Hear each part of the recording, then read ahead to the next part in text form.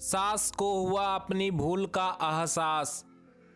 आज की हमारी हिंदी कहानी सास को हुआ अपनी भूल का एहसास है। यह सास बहू के रिश्ते पर बनाई गई है। आपने पढ़ी भी होगी और अपनी ज़िंदगी में बहुत बार देखी भी होगी। सास बहू का रिश्ता अगर अच्छा हो तो वो माँ बेटी बन जाती है। अगर उनके रिश्ते में कड़वाहट हो तो वो एक दूसरे को देखना भी पसंद नहीं करती। आज हम ऐसे ही सास बहू की कहानी आपके साथ शेयर कर रहे हैं। हम उम्मीद करते हैं आपको ये कहानी ज़रूर पसंद आएगी। राधा जी एक आम मध्यम वर्गीय परिवार की मुखिया थी। वे अपने बेटे शुभम और बहू मनीषा के साथ रहती थी। एक बेटी सीमा थी जो कि शादी के बाद अमेरिका में बस गई थी। राधा जी के पति की मृत्यु बहुत पहले हो चुकी थी। शुभम और मनीषा की शादी को 5 साल हो गए थे, लेकिन अब तक उनकी कोई संतान नहीं थी। राधा जी की बहू मनीषा भी जॉब करती थी, जो कि राधा जी को बिल्कुल भी नहीं सुहाता था। वे जल्द से जल्द दादी बनना चाहती थी, लेकिन मनीषा और शुभम यह अच्छी तरह से जानते थे कि अभी मनीषा का जॉब करना कितना ज़रूरी था। राधा जी अपने बेटे शुभम से इस बारे में बात करती तो शुभम किसी न किसी बहाने से बात को टाल देता था। इसलिए वे मनीषा को ही परेशान करते थे। बहाने ढूंढने रहती थी ताकि वह अपनी जॉब छोड़ दे। और अभी कोरोना काल में तो मानो उनके मन ही मुराद की पूरी हो गई थी। हालांकि वे दिल की बुरी नहीं थी, लेकिन पोते की चाह में वे ना चाहते हुए भी ऐसा कर जाती थी। अपनी हम उम्र सहेलियों को दादी बनते देखकर उनका मन दुखी हो जाता था। उस दिन भी घर में ऐसा ही कुछ हुआ। ऑफिस में काम की वजह से मनीषा देर तक सोती रही और राधा जी को अच्छा खासा मौका मिल गया। ये क्या बहू अभी तक सो रही हो? पता है सुबह के 10 बज गए हैं।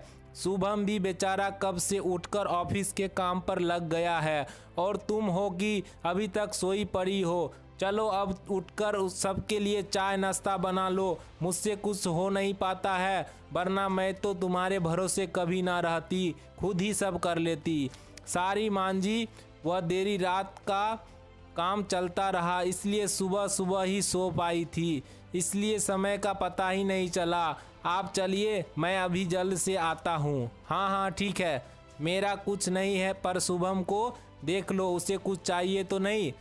कब से उठा है बेचारा। हे भगवान, मुझे जल्दी से ठीक कर दे ताकि मैं ही अपने बेटे का ध्यान रख सकूं। राधा जी ने नाटकीय अंदाज में कहा। राधा जी ने अपनी बहू मनीषा को उठाते हुए कहा। मनीषा ने घड़ी देखी तो वो वाकई 10 बज गए थे। आज उसकी आंख कैसे नहीं खुली।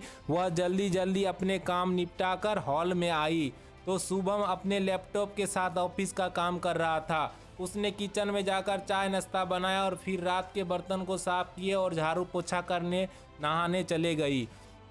दरअसल कोरोना वायरस की बढ़ती बीमारी की वजह से शहर में पूरी तरह लॉकडाउन किया गया था, इसलिए काम वाली बाई भी नहीं आ रही थी।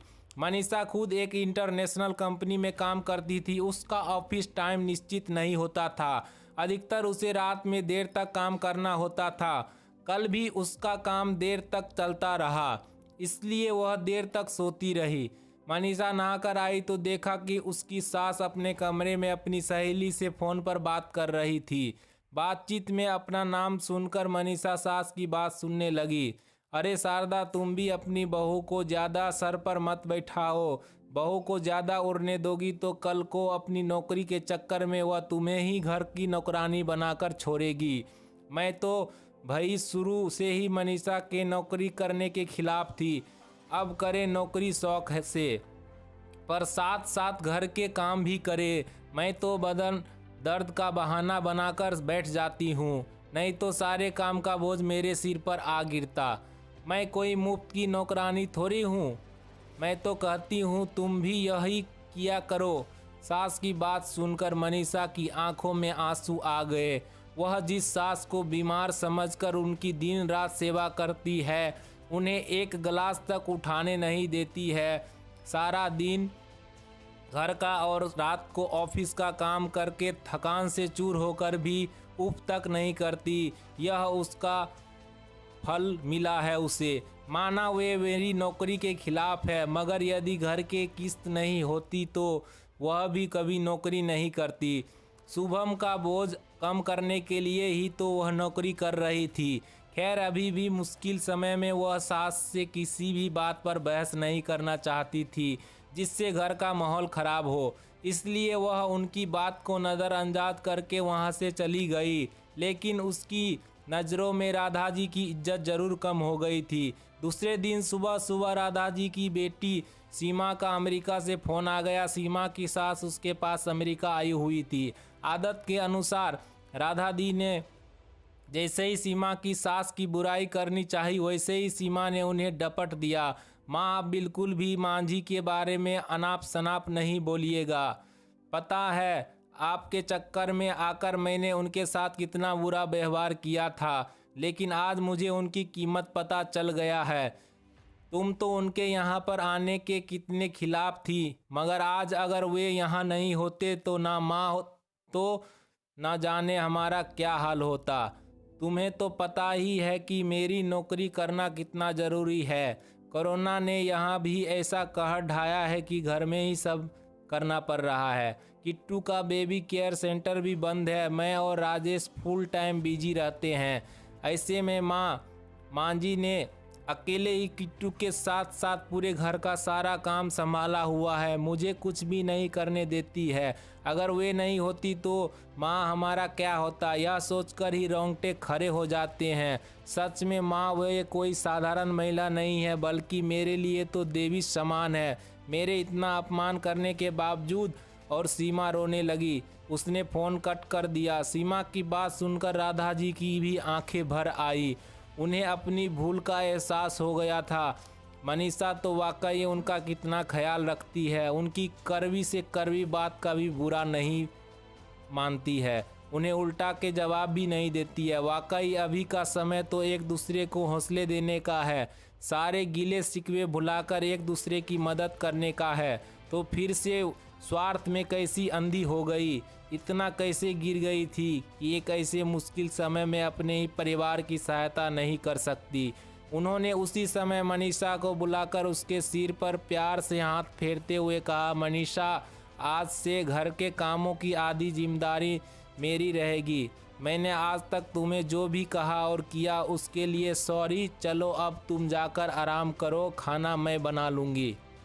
इधर सास का बदला हुआ रूप देखकर मनीषा की भी आंखें में खुशी के आंसू आ गए और अपनी सास के प्रति उसके मन में फिर से पहले वाला सम्मान वापस आ गया।